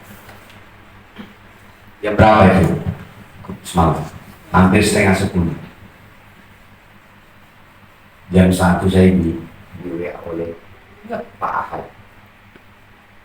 Pak, permohonan Bapak sudah dirumuskan. Yes. Amin. Tapi mengenai jumlahnya saya belum tahu. Tapi akan saya di bulan Oktober katanya. Ya. Haleluya. Karena untuk membangun sebelah sana. Halo. Amin. Ya, ngapain cari musuh? Cari kawan saja. Ya. Haleluya. Dia yang WA saya. Lalu dia tulis, sabar ya Pak Regar. Sabar lagi, saya pasti sabar saya menunggu. Selama ini sudah 10 tahun sabar menanggung bau, ya kan? Sekarang kita harus sabar menunggu. Ya. Tapi mengenai jumlahnya, saya belum tahu. Tapi apa namanya perusahaan sudah setuju dengan permohonan. Hah? Bukan. Bangunan, karena uang untuk relokasi nggak ada uang mereka. Tapi untuk membangun. Kalau kita masuk kepada ekonomi Allah, Tuhan yang kita butuhkan. Kalau Allah melimpah di sini, semua yang kita butuhkan ada di sini. Haleluya. Kita hidup dengan sistem ekonomi Allah, bukan sistem ekonomi dunia yaitu uang. Haleluya. Amin. Jadi kenapa kamu sekolah? Kenapa kamu kuliah? Bukan untuk uang. Ya. Supaya rencana Allah terbangun. Jadi apa yang kamu bangun dalam hidupmu? Latih anakmu, siapkan anakmu supaya mereka bisa melihat Allah adalah kebutuhan utama. Kalau dia menemukan Tuhan dan Tuhan segalanya, maka kita nggak akan ada di dalam kekhawatiran. Kita nggak ada dalam kebutuhan dari dunia ini. Karena apa? Kita hidup dari dompet surga. Ya. Amin. Jadi dia hidup dari dompet surga. Selama 3,5 tahun, hampir 3,5 tahun, dia makan dari burung dadar karena dia hidup dari sistem surga. Elia, apakah punya uang? Tidak. Halo, di tepi sungai Kerit punya uang? Tidak. Nggak ada sistem ekonomi dunia di sana. Ya. Tapi ada sistem ekonomi Allah. Bagaimana Allah melakukannya? Bukan yang dikirim burung merpati, burung gagak yang suka makanan itu. Tapi Allah berdaulat. Tuanya, jangan jual di sini. Bagian. 2 kali dalam sehari, pagi dan sore. Oke? Cek Tuhan, burung gagak. Ya. Kalau burung merpati tadi aja. Ini burung gagak. Selama dia angkat-angkat itu udah gini. Enaknya kan. Aja anaknya. Gak bisa bayangkan. Dia hari 2 kali dalam sehari. Amin. Bertahun-tahun. Yes. Ya. Yes. Tuhan memberitakan. Haleluya. Ya. Begitu sungai Kerit berhenti dan kering, kemana disuruh dia? Bukan ke istana, janda yang disarpat. Ya. No money. Mari benar. No money. Yang ada apa? Sedikit tepung dan sedikit minyak dalam buli-buli. Ya. Itu pun sekali makan mati. Ada uang di sana? Tidak. Tapi apa sistem ekonomi Allah? Ketaatan. Yes. Ya. Ketika dia taat, dia bilang bikin dulu 1 buah roti bundar kecil untuk aku, baru buat bagimu. Amin. Janda di Sarpat ini taat. Ya. Begitu dia lakukan, Alkitab mencatat tepung dalam tempayan tidak pernah habis. Ya. Minyak dalam buli-buli tidak pernah kering. Setiap kali dibutuhkan itu ada. Kenapa? Karena sistem ekonomi Allah. Ya. Amin. Amin. Ya. Membangun sistem ekonomi Allah. Kalau kita membangun air rohani di dalam rumah rohani, maka kita akan hidup dalam sistem ekonomi Allah. Amin. Amin. Bukan uang. Haleluya. Haleluya. Yes. Selama masih uang segalanya akan susah. Sudah dikasih pun sekian, tetap lalap kurang. Udah gajinya paling tinggi pun tetap kurang. Ya. Karena nilai semua tidak uang. Haleluya. Halo. Ya. Ya. Maka ada orang yang tidak mau saya gini. Oke, saya pelan-pelan desa. Cari orang yang menghargai. Jadi 700.000 pun mau. Dan sebelumnya ada jutaan dia. Tak mengerti juga. Ngerti maksudnya? Ya. Karena sesuatu yang kita terima dengan rasa cukup itu akan melimpah. Ya. Haleluya. Tapi kalau banyak tak cukup-cukup, Ya. maka kau akan selalu kekurangan. Ya. Ya. Ya. Ya. Jadi harus bangun rasa cukup. Ya. Ya. Kalau itu yang sekarang ada, itu saya bersyukur. Ya. Amin. Haleluya. Ya. Kalau itu yang datang, saya bersyukur Tuhan. Ya. Jangan ini kalau makanan itu masa gini-gini, bertahun-tahun saya hidup Tuhan, masa begini terus? Nggak bisa. Harus disertai dengan rasa cukup, rasa syukur. Ya. Kalau kita disertai dengan rasa syukur, kita nggak akan kekurangan. Ya. Haleluya. Haleluya. Yes, amin. Ya. Amin. Amin Bang Andre. Ya. Yang sedikit disertai dengan rasa syukur dan cukup, itu akan melimpah. Ya. Amin.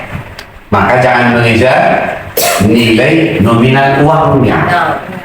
Karena dengar, makin kau terima nominal uangnya, kalau cara pandangmu tidak berubah, nilai nominal itu juga akan mengejarmu dengan kebutuhan nilai nominal lebih banyak. Ya. Ngerti maksudnya? Ya. Ketika kau punya 1 juta, maka kebutuhan 1 juta yang akan datang kepadamu. Iya. Tapi kalau kau berharap 10 juta, cepat atau lambat, bahkan lebih dari 10 juta pun kebutuhan akan datang menyerangmu. Ya. Ya. Maka bereskan dulu hatimu dengan uang. Ya. Beresin. Amin. Ya. Amin. Halo. Amin. Ya. Lebih baik ya, itu ada, kita bersyukur. Puji Tuhan. Haleluya. Haleluya. Puji Tuhan. Haleluya. Ya. Tapi apakah Allah itu selalu menjadi Allah yang kate? Allah itu Allah yang progres, selalu bertumbuh. Ketika kamu bertumbuh, Tuhan akan tambahkan juga pertumbuhan. Iya. Ketika kamu bertumbuh, Tuhan juga akan tambahkan juga pertambahan besar dan jumlah. Tapi jangan paksa langsung besarkan jumlahnya dulu. Karena apa? Kalau itu kau bangun, cepat atau lambat, kebutuhan lebih banyak akan datang menyerangmu. Iya. Amin. Amin. Amin. Bilang kanan kirinya sedikit disertai dengan rasa syukur, dengan ucapan syukur. uang itu akan melimpah. Haleluya. Haleluya. Itu doktrin ekonomi Allah. Tapi doktrin ekonomi dunia besar, kemudian wow, saya akan wow, tapi nol, kosong. Maka banyak orang penampilan Neno di Facebook. Seakan dia orang paling kaya. Aduh, banyak kali orang ini katanya. Padahal utang. Ya, biasa aja. Orang nggak perlu tahu apa yang kita punya. Apa untungnya mereka tahu apa yang saya punya? Ya, untungnya saya adalah saya tahu apa yang saya punya supaya saya tahu bagaimana saya menyelesaikan yang baik. Nggak perlu orang tahu. Ya, syukur Tuhan baru dapat sertifikat tanah. Untuk apa diposting? Untuk apa juga? Biar hanya kau dan istrimu yang tahu bahwa kau punya sertifikat beberapa lembar. Haleluya. Nggak perlu orang tahu. Amin. Amin. Karena itu pun ada, bukan untuk tujuan saya. Suatu saat ketika Tuhan memerlukan, Dia juga kita harus berikan. Haleluya. Haleluya. Jadi kita menjadi orang yang bisa dipercaya. Diberi sedikit, disertai dengan rasa cukup, melimpah. Ketika diberi makin meningkat, juga disertai dengan cukup, juga semakin melimpah. Haleluya. Diberi lebih banyak, disertai dengan ucapan syukur dan juga dengan apa namanya, dengan itu semua juga semakin melimpah. Amin. Maka melimpah pertama di dalam Tuhan. Jangan gajimu yang lebih banyak di dalam koloni itu, kau tidak kekurangan. Jadi akhir bulan, tidak ngutang. Karena kau tidak punya hikmat mengelola. Kau selalu terpikir selalu tentang jumlah, sehingga apa? Kau nggak berpikir mengelola. Ya. Dia tidak tahu bahwa itu adalah kemampuan mengelola. Ya tidak sama pusingmu dengan pusing saya. Kalau pusing saya lebih lagi, karena kebutuhannya setiap bulan adalah 350 juta. Itu pusingnya saya. Ya, nggak perlu Pak Niko pusing. Pak ini ada kompos, mau beli kompos, nggak ada uang, nggak perlu dia pusing. Saya pusing.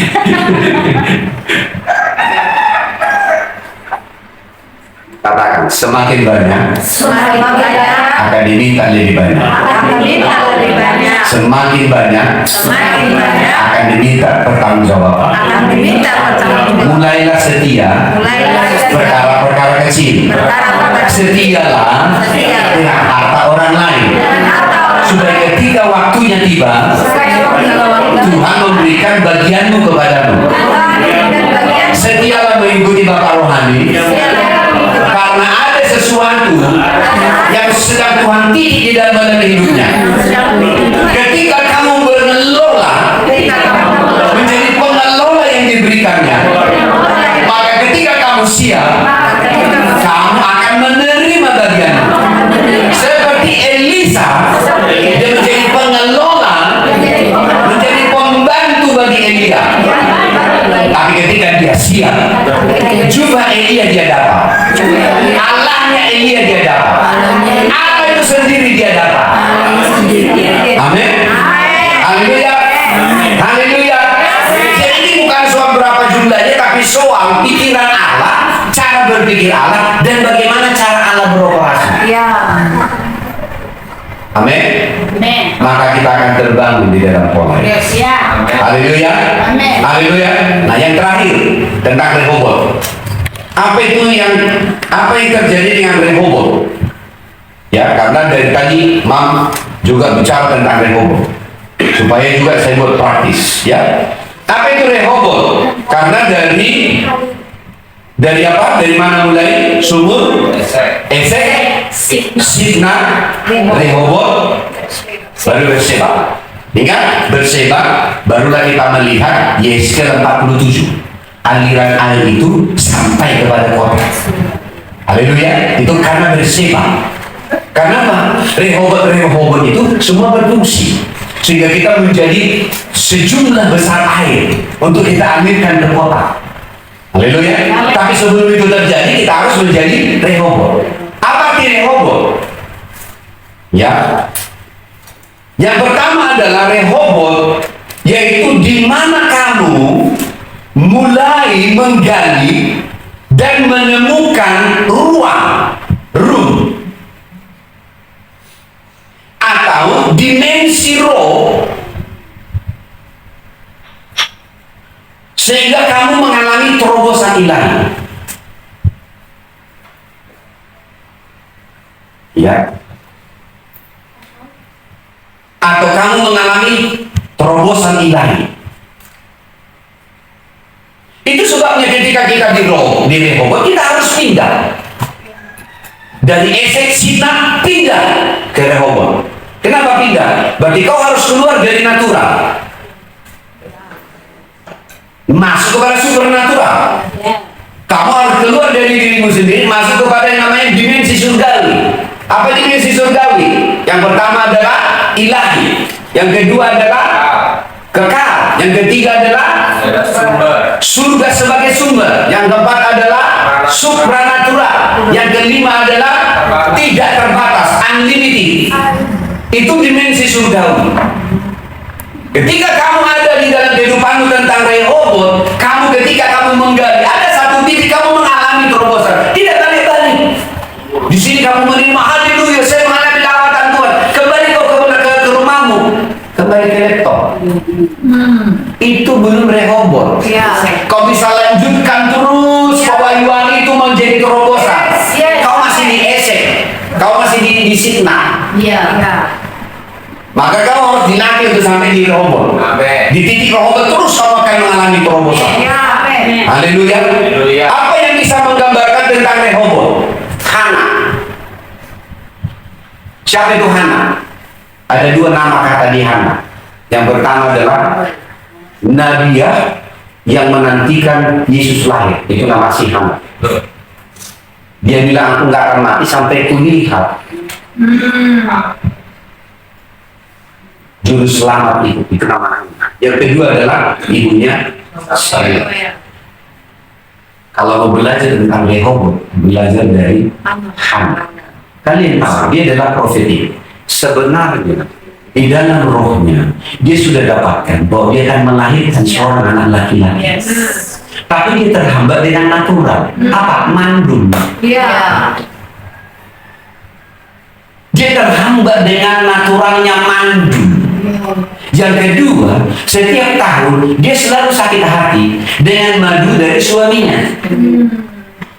Tahu madunya? Ya, istri keduanya. Siapa namanya? Penina. Karena selalu berkicau. Aku dapat lebih banyak, anakku ada, anakmu tak ada. Iya kan? Dia tahu dia sakit hati. Tapi di dalam rohnya dia sudah dapat. Aku akan melahirkan seorang anak laki-laki. Itu sebabnya ketika dia ada di rumah Tuhan pada waktu itu, Imam Eli duduk dulu di kursi goyang, kursi malas karena kegemukan. Ingat tentang kegemukan semalam? Tentang gendut? Amin. Haleluya. Hati-hati. Ya, ini penting. Dan ketika Hana berdoa, dia menjadi seperti orang mabuk. Tak ada masalah dengan bagaimana dia bertindak. Coba kita lihat dulu. Supaya kau mengerti gambaran tentang Berseba. Haleluya. 1 Korintus, salah, 1 Samuel maksudnya. 1 Samuel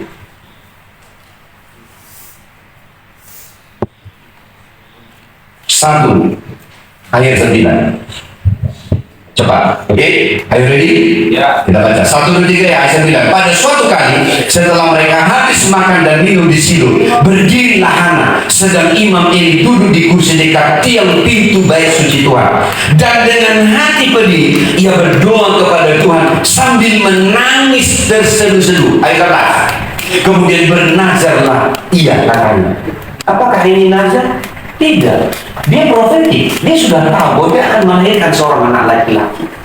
Maka dia berdoa dan dia katakan di hadapan Tuhan, katanya, Tuhan semesta alam.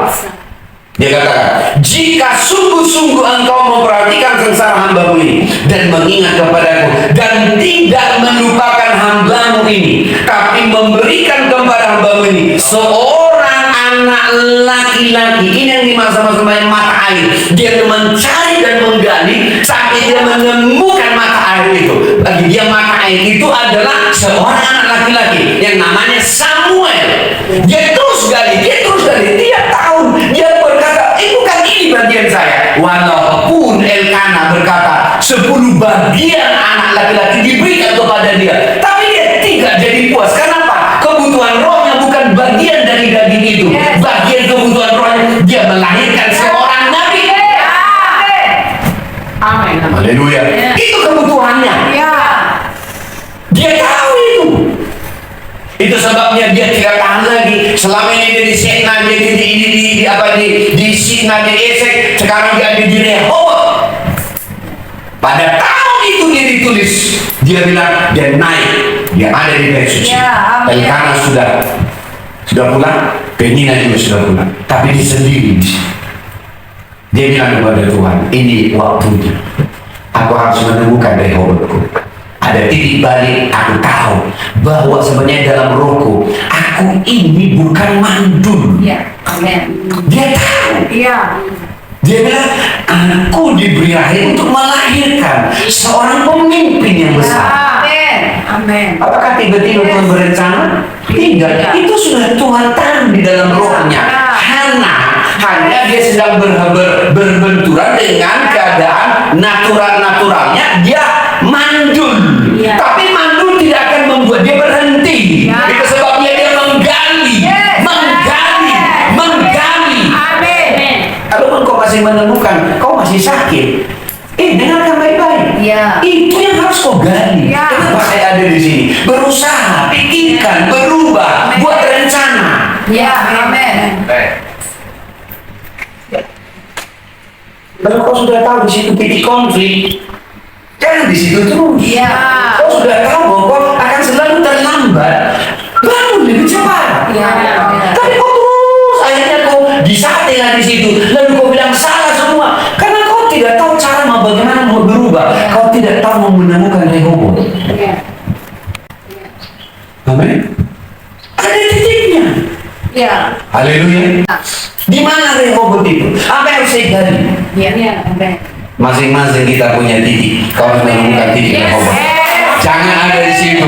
Roh harus tahu, bukan ini keadaan saya sesungguhnya, bukan ini keadaan anak saya sesungguhnya, bukan ini ketetapan Tuhan. Saya harus tahu. Anak datang ke rumah Tuhan, dia bilang, bukan ini keadaan saya, ini keadaan itu mandul saya itu secara natural saja, tapi roh tidak mandul. Itu sebabnya dia lakukan dulu terobosan di dalam roh, supaya dia mengalami terobosan secara natural. Coba kita baca apa katanya ayat yang ke 11 tadi. Tetapi memberikan kepada hambamu ini seorang anak laki-laki, maka aku akan memberikan dia kepada Tuhan untuk seumur hidupnya, dan pisau cukur tidak akan menyentuh kepalanya. Dari mana dia tahu ini? Tentu dia sudah membaca Alkitab tentang Nazar. Dia sudah membaca kitab tentang Nazar. Tapi saya mau kasih tahu, itu bukan tiba-tiba datang. Tuhan yang menaruh itu di dalam roh, supaya dia tahu apa yang dia minta. Bukankah itu kata Roma 8 ayat yang ke-26, sesungguhnya kita tidak tahu sebenarnya bagaimana berdoa, tetapi Roh Kudus berdoa di dalam kita dengan keluhan-keluhan yang tidak terucapkan. Ini dimaksud kamu Rehoboth harus ada. Haleluya. Harus ketemu. Jangan nyaman dengan ini kok bagian begitu terus. Harus ketemu. Dia harus sampai tuntas. Haleluya. Usahakan dengan obat, usahakan dengan doa, usahakan dengan kesabaran, usahakan dengan berdoa. Terus sampaikan. Temukan di dalam roh.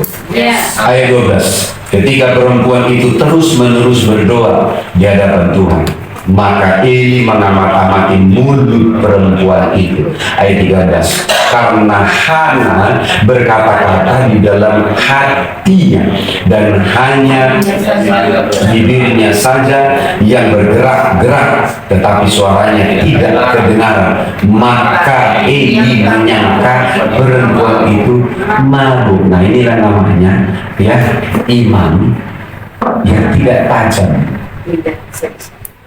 tidak peka.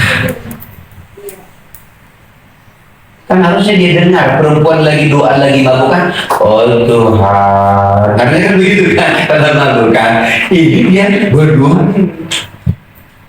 di roh, tapi rohnya, karena Alkitab mencatat penglihatannya ini sudah berdekat. Karena lemak yang dia ada di tubuhnya itu menjadi katarak. Jadi katarak kan dia.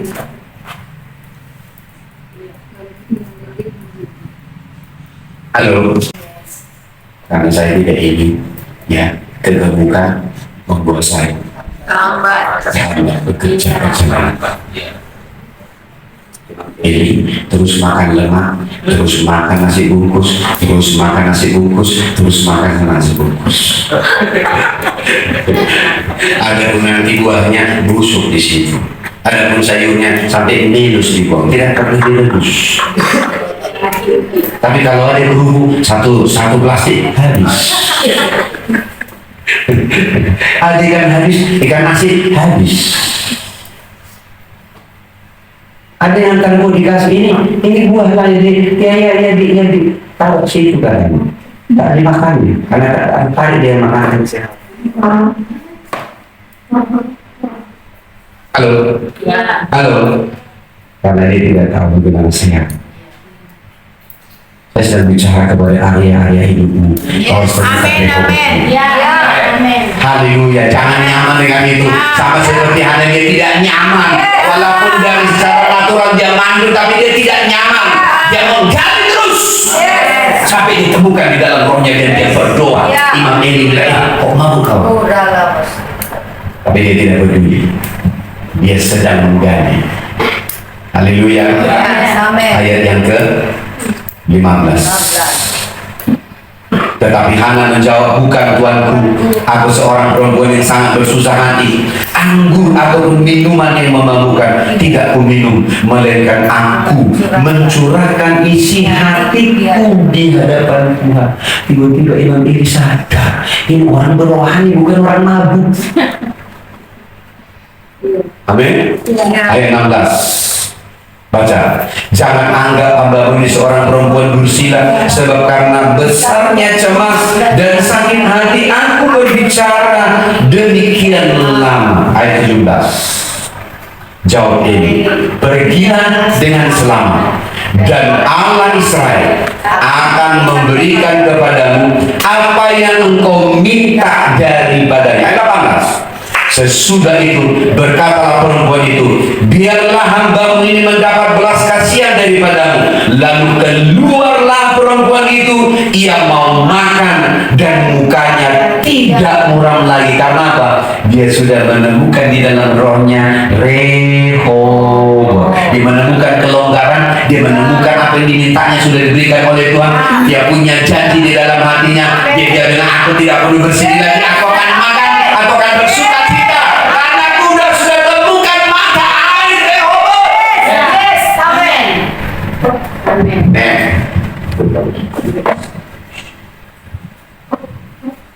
Amin. Ya. Sudah ditemukan Rehobot.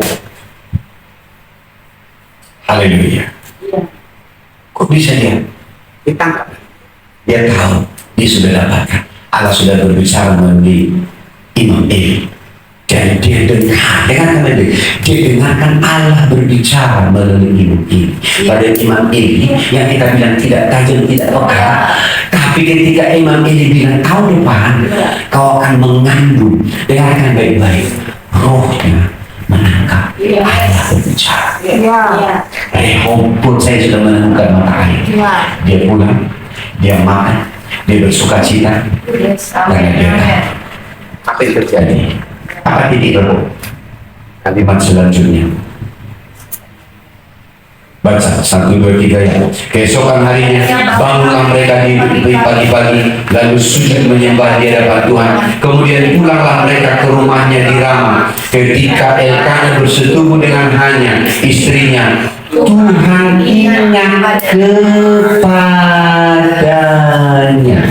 Sebelumnya juga mereka melakukan yang sama, tapi Tuhan tidak tergerak. Kenapa? Karena tujuan dia mengandung.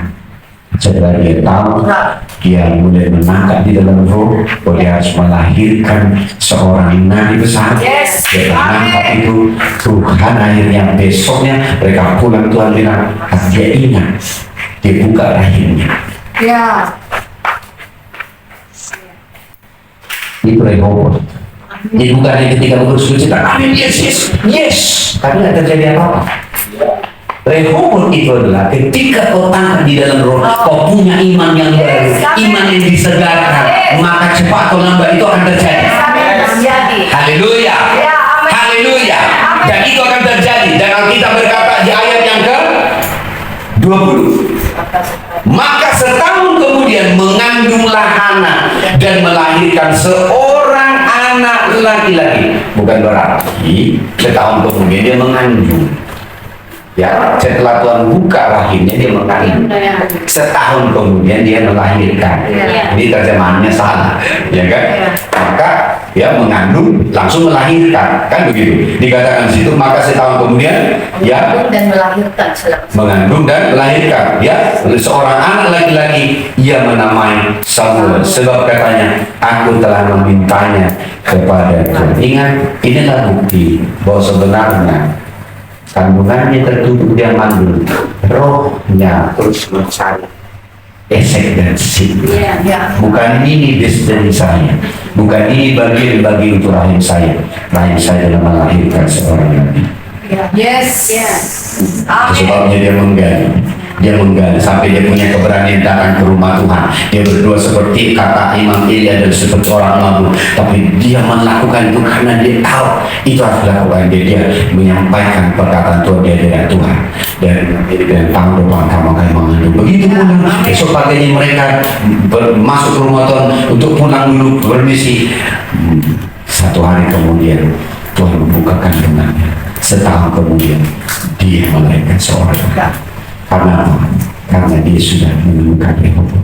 Dengan kata begitu Samuel lahir, dia sudah mulai menemukan Berseba. Sejak hari itu Israel mulai melihat aliran air datang ke rumah Tuhan karena Samuel. Haleluya. Ini aplikasinya. Mengerti sekarang tentang Berseba. Gambaran itu tentang sesuatu apa itu Berseba. Tapi saya kasih contoh tentang Berseba. Kalau kau mau lihat juga, baca Lukas 18 ayat 5 sampai 8. Prinsip Berseba ini juga ada di dalam Lukas 18 ayat 5 sampai 8. Apa itu? Seorang janda datang kepada hakim yang lalim. Walaupun hakim yang lain ini tidak menganggap itu perkara serius, tapi janda yang miskin ini datang terus sampai keluar kata-kata dari hakim yang lain ini bilangnya, daripada aku disusahkan terus, baiklah aku bela perkaranya supaya tidak diganggunya aku dan dicelakainya aku. Yesus berkata, kalau anak manusia datang ke bumi, apakah dia menemukan? Haleluya. Saya tidak punya waktu menerangkan itu, tapi baca untuk minggu depan saya akan bagikan kepadamu bagaimana kamu membangun spirit Rehoboth dalam hatimu setiap hari. Haleluya. Kita adalah penerobos. Kita adalah orang-orang yang tidak akan menerima keadaan begitu saja. Kita akan cari tahu sampai Allah berbicara kepada kita, dan kita menemukan terobosan untuk kehidupan kita, untuk kota kita. Haleluya. Kita nggak akan tidur sampai Allah berbicara kepada kita. Sampai ketika begitu Allah berbicara, begitu kan terjadi. Haleluya. Yang kedua tentang Rehoboth tadi, yang pertama adalah titik terobosan. Yang kedua adalah yaitu fruitful, yaitu bertumbuh, berbuah, multiplikasi, yang melahirkan buah-buah pekerjaan yang baik. Ada pikiran roh yang Tuhan beri kepada kita. Haleluya. Berarti kita bermultiplikasi, bertambah banyak, menghasilkan buah yang banyak.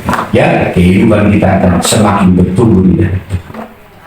Haleluya. Yang ketiga adalah Rehobot adalah saat kita mendengar suara Tuhan. Kita lihat dulu Kejadian 26 ayat 21.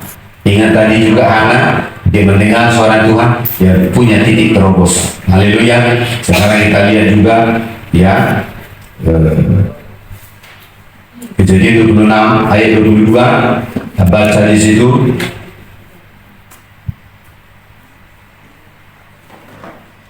Ayat 22, 1, 2, 3 ya.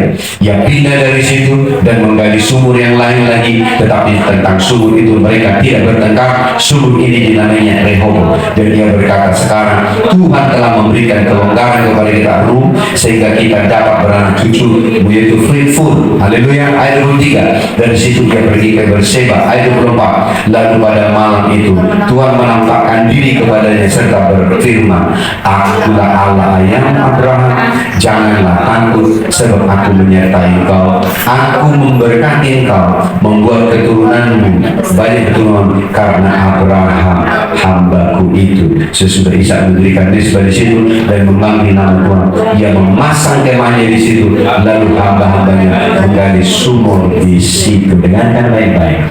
Begitu kita jadi Berseba, berarti saat kita mendengar suara Tuhan, ada janji Tuhan yang datang kepadamu dan engkau damai sejahtera. Allah sudah mengerjakannya dan engkau akan melihat hasil. Amin.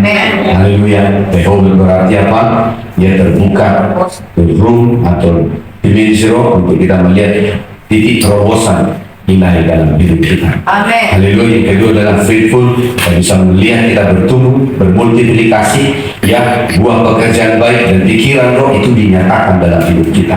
Ya, pola pikir kita berubah. Yang ketiga adalah ada suara Tuhan, ada arahan Tuhan, ada janji Tuhan. Amin. Pada waktu itulah engkau tahu bahwa engkau sudah bergerak ke Berseba, kota Tuhan. Amin. Mari bangkit berdiri, berdoa. Haleluya.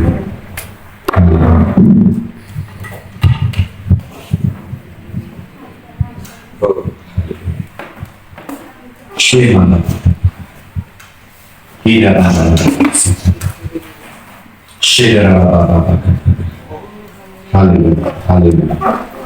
Haleluya. Haleluya. Mulai berbicara kepada Tuhan, mulai berbicara, deklarasikan apa yang kau katakan hari, masing-masing berbicara, come on, jangan diam. Jika sadar lagi,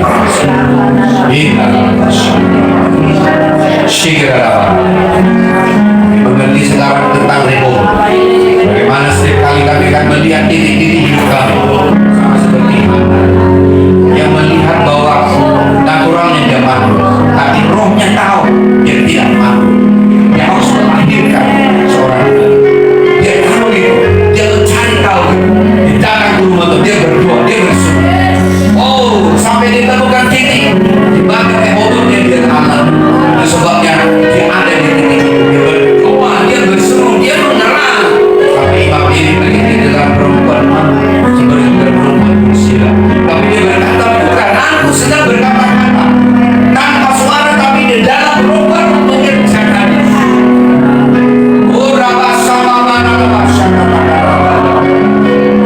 Jangan puas dengan keadaan itu sekarang. Ada sesuatu yang sedang Tuhan sedang kerjakan. Itu namanya haus dan lapar akan Allah. Kita menginginkan lagi lebih lagi. Kita menginginkan lebih lagi. Menginginkan lebih lagi. Menginginkan lebih lagi dari Allah. Haleluya, kita menginginkan seperti menginginkan air susu yang murni dari Tuhan. Ini adalah kata-kata masing-masing berdoa.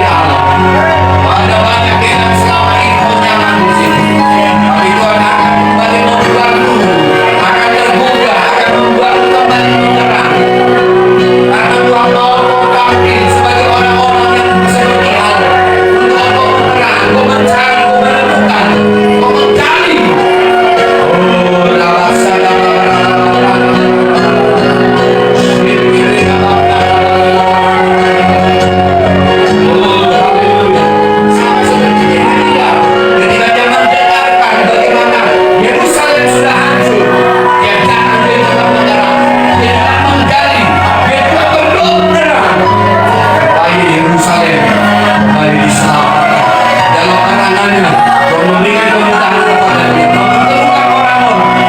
Ada banyak contoh Berseba, orang-orang hamba Tuhan yang kita akhirnya dia menemukan titik Berseba dalam hidupnya. Tapi saya tidak bicara tentang mereka, saya bicara tentangmu, saya bicara tentang kehidupan. Ada titik Berseba yang harus kau temukan. Ada titik Berseba, tapi jangan berhenti kembali, jangan berhenti untuk mendorong, jangan berhenti untuk mendesak di dalam roh, jangan